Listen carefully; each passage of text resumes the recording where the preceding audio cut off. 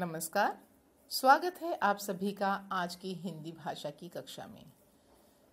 हिंदी भाषा की कक्षा में हम पहले पढ़ चुके हैं पाठ्य पुस्तक, व्याकरण के अनेक पाठ और उससे संबंधित दूसरे कार्य। तो रचना भाग में आज हम करेंगे अपठित गद्यांश कि अपठित गद्यांश जो हमारे प्रश्न पत्र का पहला ही प्रश्न होता है उसे हल करते समय हमें किन बातों का ध्यान रखना चाहिए। कक्षा 6 से लेकर 10वीं तक, यही नहीं प्राइमरी में भी यह प्रश्न अनिवार्य होता है। तो तब से आप इसका अभ्यास करते आ रहे हैं, लेकिन उसमें क्या है कि थोड़ा सा सरल भाषा में दिया होता है, आप सीधे सीधे उत्तर लिख देते हैं। लेकिन कक्षा जैसे जैसे बढ़ती है उसके साथ साथ थोड़ा स्तर भी बढ़ जाता है। तो अब आपको अपने स्तर के हिसाब से अपठित गद्यांश के प्रश्नों का ही उत्तर देना होगा। गद्यांश ऐसा आएगा कि जिसे पढ़कर आपको समझना पड़ेगा, उसके बाद उसमें दिए गए जो बिंदु हैं उनको अपने शब्दों में, अपनी भाषा में, सरल भाषा में लिखना होगा।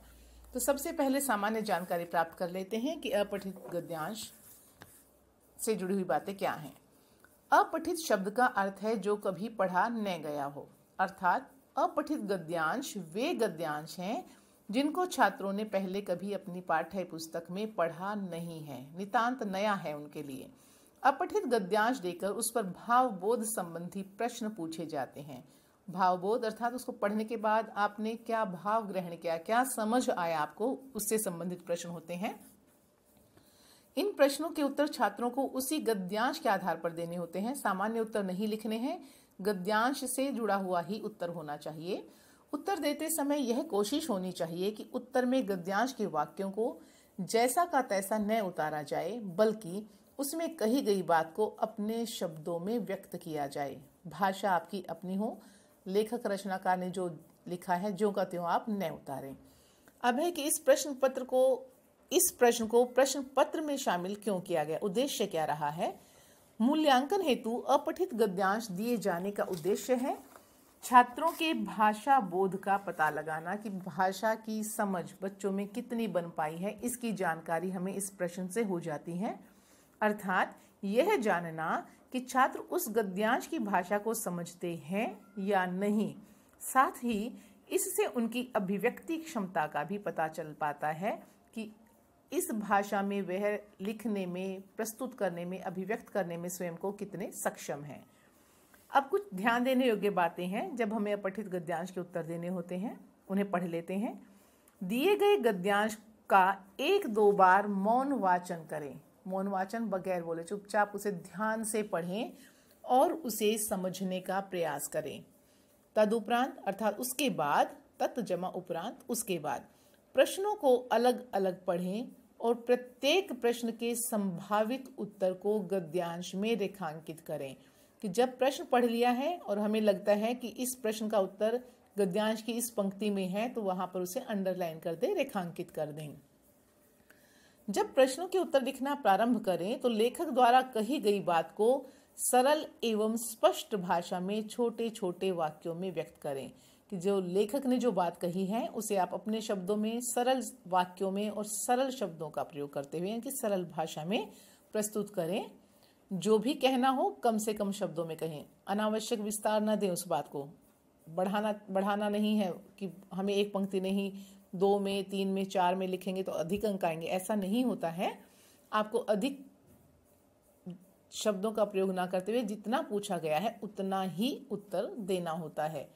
यदि शीर्षक देना हो तो किसी रफ पेज पर सोचकर 2-3 शीर्षक लिख लें, फिर उनमें से जो सबसे अधिक उपयुक्त लगे उसे उत्तर के रूप में लिखें। अब परीक्षा में तो आपके पास अलग से कोई पृष्ठ नहीं होगा, तो आप क्या करेंगे, साइड में मार्जिन लाइन लगाएंगे, उसमें आप शीर्षक लिख सकते हैं कि जो जो आपको लग रहा है कि ये हो सकते हैं। फिर उनमें से जो आपको सबसे उचित लगे उसे आप उत्तर में लिख दें। अब शीर्षक छांटते समय क्या ध्यान रखना चाहिए कि जो शीर्षक हम कैसे छांटें। शीर्षक जो होता है प्रायः होता है गद्यांश की पहली अथवा अंतिम पंक्ति में उसकी चर्चा की जाती है, या वहां भी हमें समझना आए तो बार बार जिस बात का जिक्र गद्यांश में होता है वही बात हमारे शीर्षक से जुड़ी हुई होती है। तो जब हम इन बातों का ध्यान रखेंगे तो निश्चित रूप से जो है हमारा गद्यांश का जो प्रश्न है बहुत अच्छे से हल हो जाएगा। तो अब हम एक उदाहरण देख लेते हैं। पहले हम उसका पाठ करेंगे, फिर हम उसके संबंधित प्रश्नों के बारे में जानेंगे कि उत्तर क्या हो सकते हैं और किस तरह से लिखे जाने चाहिए। तो पढ़ते हैं। कहने को चाहे भारत में स्वशासन हो और भारतीयकरण का नारा हो, किंतु वास्तविकता में सब और आस्थाहीनता बढ़ती जा रही है। मंदिरों, मस्जिदों, गुरुद्वारों या चर्च में बढ़ती भीड़ और प्रचार माध्यमों द्वारा मेलों और पर्वों के व्यापक कवरेज से आस्था के संदर्भ में कोई भ्रम मत पालिए, क्योंकि ये सब उसी प्रकार भ्रामक हैं जैसे लगे रहो मुन्ना भाई की गांधीगिरी। तो इतना पढ़ने से हमें क्या लगा है, समझ आया है कि भारत में हम सब कहते हैं कि अपना शासन है, अपना राज है, अपनी सरकार है, भारतीयकरण है, कि हम सब भारतीय हैं, भारत में बनी चीज़ों का उपयोग करते हैं। हम कहते या दूसरों को सुनाने के लिए ऐसी बातें कहते हैं, लेकिन वो कहता है कि वास्तविकता कुछ और है। सच में जो भारतीयकरण है उसमें हमारी आस्था घट रही है।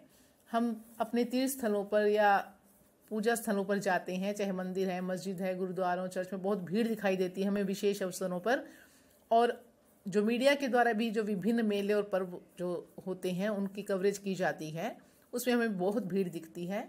तो कहता है इससे कोई भ्रम न पालें, क्योंकि ये सब एक तरह से झूठ ही फैला रहे हैं। जैसे फिल्म है लगे रहो मुन्ना भाई में, वो गांधी जी के विचारों का समर्थक है, लेकिन करता क्या है, तो वो सिर्फ दिखावा और वास्तविकता में अंतर लेखक यहाँ बता रहा है। आगे पढ़ते हैं।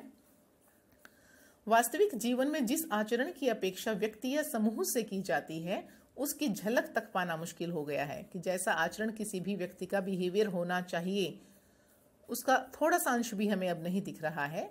गांधी को गिरी के रूप में आंकने के सिनेमाई कथानक का कोई स्थायी प्रभाव हो भी नहीं सकता, कि जो सिनेमा ने उनको जिस रूप में गांधी जी को प्रस्तुत किया है उसका स्थायी प्रभाव संभव ही नहीं है।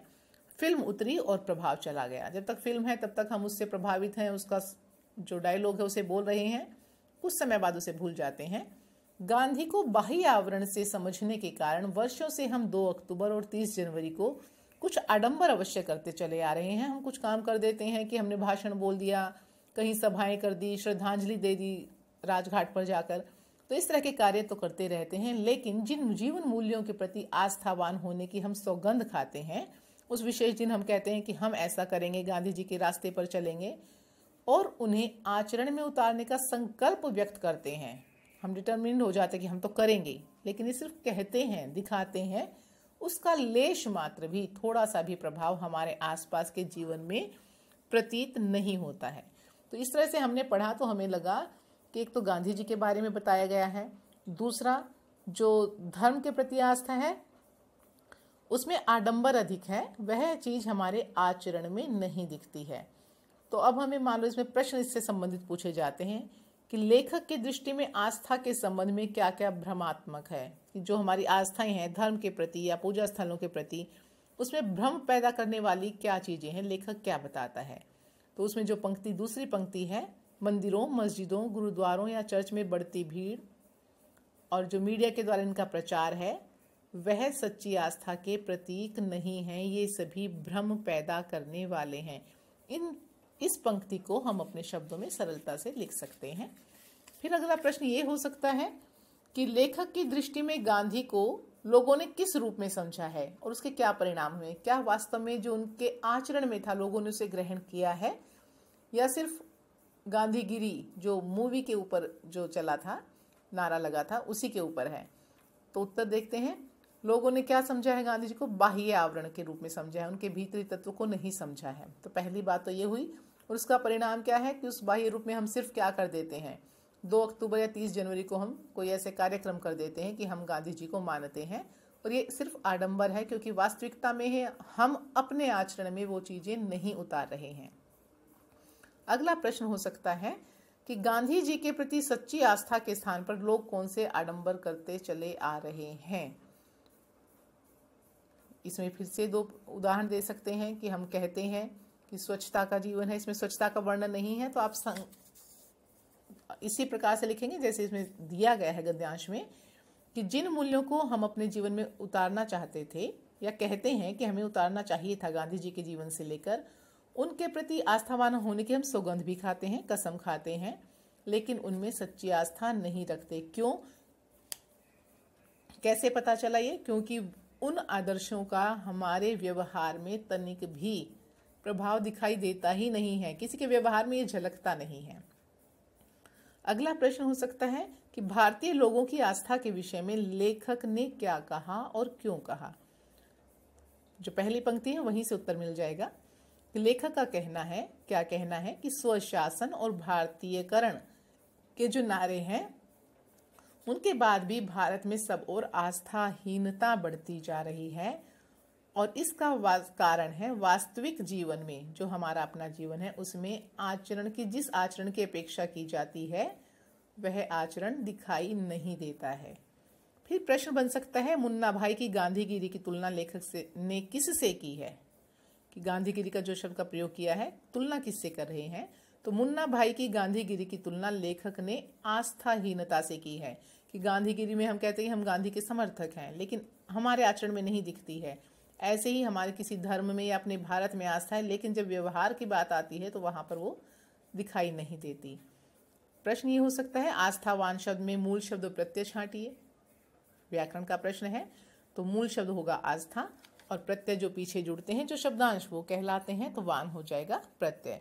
तो इस प्रकार से बहुत ध्यान से गद्यांश को पढ़ते हुए उसके जो प्रश्न पूछे जाते हैं उनका उत्तर हमें अपने शब्दों में बहुत सोच समझकर 2-3 बार पढ़ने के बाद छांट कर उत्तर को तब लिखना होगा। और शीर्षक जिस बात पर बार बार दबाव डाला गया है, जो बार बार कही जा रही है बात, उससे संबंधित हमारा शीर्षक होना चाहिए। और हाँ, ध्यान रखना है शीर्षक 1-2 शब्दों का होता है, वाक्य का नहीं होता है। तो शीर्षक में वाक्य न लिखें, अन्यथा अंक कट जाता है। तो अगर आप इन बातों का ध्यान रखेंगे तो निस्संदेह आपका अपठित गद्यांश का जो प्रश्न है बहुत अच्छा होगा, पूरे अंक आपको प्राप्त होंगे। फिर मिलते हैं अगली वीडियो में। आज के लिए इतना ही, धन्यवाद।